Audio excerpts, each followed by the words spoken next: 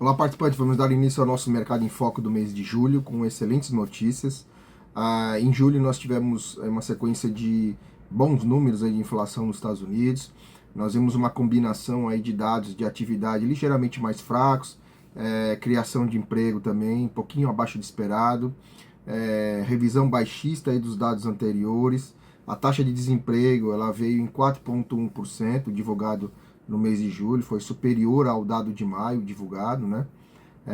Essa taxa de desemprego é a maior desde 2021, né? Mostrando aí uma desaceleração aí no mercado de trabalho americano, uma desaceleração de fato, né?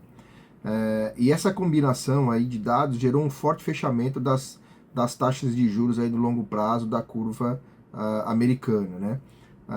Como consequência, né, em um cenário aí de economia mais fraca, você tem também um dólar enfraquecendo frente às outras moedas, né? Isso que nos ajudou também aqui no nosso real, tá? O Comitê de Política Monetária, né, do Fed, né, o Federal Reserve, se reuniu no dia 31 de julho, decidiu por manter a taxa de juros inalterada, como esperado pelo mercado, né? Mas ele modificou aí de forma relevante o comunicado.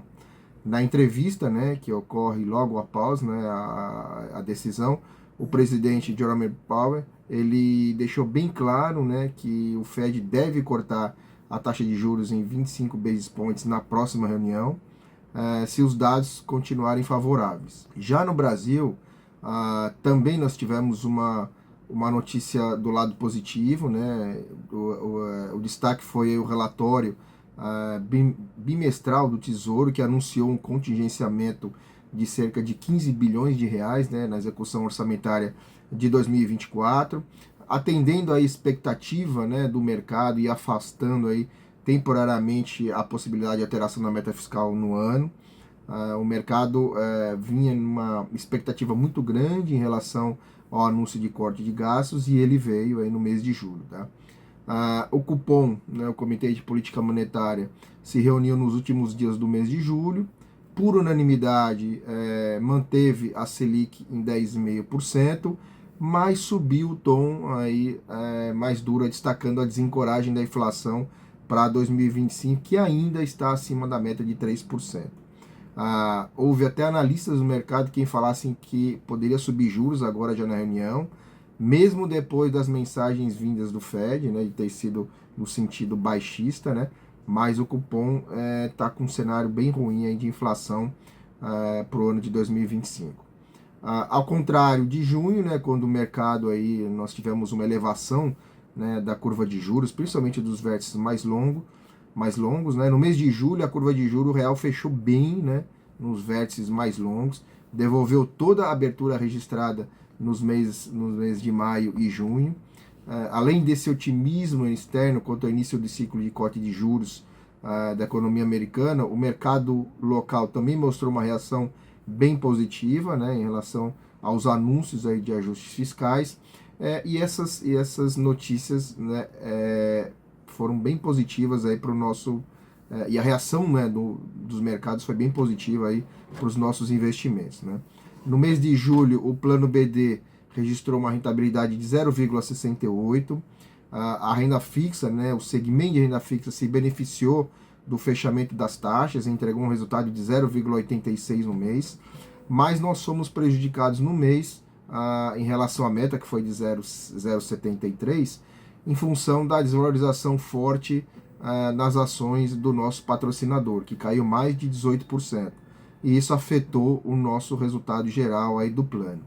Mas em agosto, né, já antecipando, né, algumas notícias, a gente já viu já a reversão, né, dessa queda, né, já viu um sinal bem positivo, né, e também, né, do lado da renda fixa também está sendo bem positivo para o plano, a gente deve entregar um resultado também muito positivo no mês de agosto. Já no plano CV, a gente já iniciou um movimento de recuperação, né, que eu sempre venho falando. O plano fechou com uma valorização de 1,63, equivalente a 196% da meta, né, que foi 0,83. O destaque foi o segmento de renda fixa, teve uma valorização muito forte de 1,70%. Tá?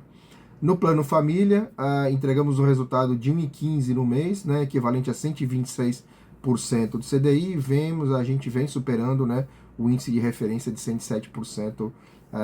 O plano apresenta um rendimento de 107%, superior ao índice de referência de 105%. Tá? Às vezes a gente é muito questionado, né, quando a gente tem um resultado ruim no mês, resultado não muito bom, mas eu queria destacar que o resultado que a gente entrega é uma combinação de uma leitura de cenário, né, a sabedoria de aproveitar as oportunidades de curto prazo, principalmente nesses momentos de volatilidade. Não por isso a gente tem um histórico aí de retorno nos últimos 10 anos, passando por várias crises, né, inclusive Covid no meio, e a gente entrega um resultado de 140% de CDI no plano BD e 120% de CDI no plano CV, tá?